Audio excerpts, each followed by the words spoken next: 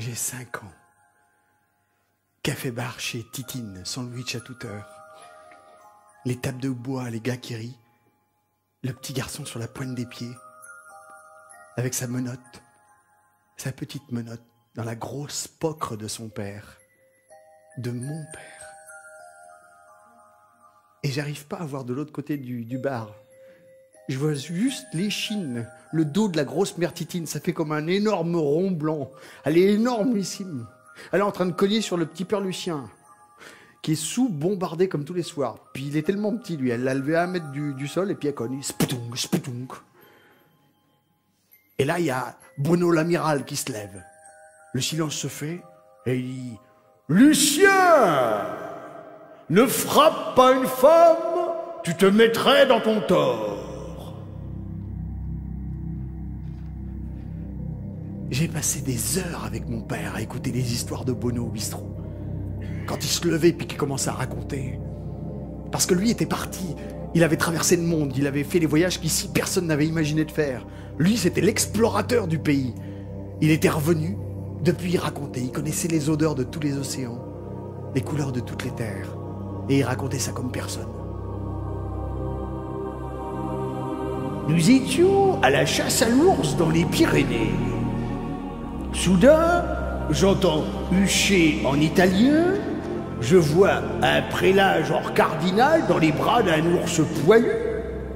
Je boxe l'ours qui s'en va en gémissant. Le prélat me tombe dans les bras, me dit qu'il s'appelle Alphonse XIII, que c'est un genre de pape, et il m'invite à Milan dans sa cathédrale. Et là, pendant l'office, il se retourne vers moi et me dit « Oh, Bono, si tu n'avais pas été là, à ma place, ça aurait été un ours des Pyrénées. »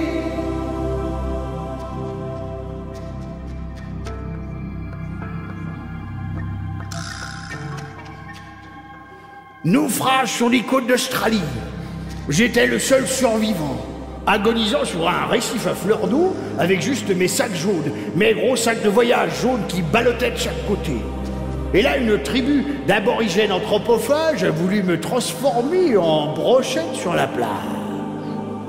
C'est la princesse Yamba qui m'a sauvé, et ensemble, nous nous sommes échappés en chevauchant des tortues géantes.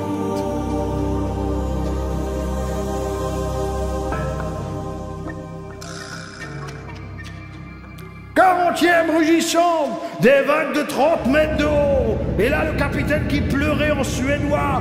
Nous sommes Bono n'est jamais perdu. Bono a dit, taratata, la mer fait des bosses. Capitaine, nous allons filer l'huile. Et nous avons garroché les bidons d'huile par-dessus le bastingage. L'huile brisant les molécules, le bateau sur la mer d'huile s'avançait. Au milieu des montagnes d'eau, on aurait dit Moïse traversant la mer Rouge.